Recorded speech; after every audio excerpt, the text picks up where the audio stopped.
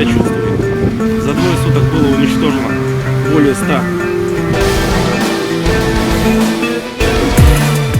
Syederung kondisi terkini pabrik Azovstal di kota Mariupol. Usai ribuan tentara bayaran Ukraina, pasukan Azov menyerah usai kalah bertempur dengan Rusia pada Senin 23 Mei 2022. Dilansir dari Telegram, Kementerian Pertahanan Rusia memperlihatkan para tentara Rusia membersihkan wilayah pabrik Azovstal di Mariupol. Video penyerahan kelompok tentara bayaran Azov dan militer Ukraina tersebut diunggah di akun Telegram Kementerian Pertahanan Rusia. Juru bicara Kementerian Pertahanan Rusia, Igor Konasenkov, menyebutkan melalui Telegram bahwa wilayah pabrik metalurgi Azovstal di Mariupol sejak 21 April 2022 berhasil dibebaskan sepenuhnya, di mana fasilitas bunker bawah tanah perusahaan, tempat para tentara Azov bersembunyi, telah berada di bawah kendali penuh Angkatan Bersenjata Rusia.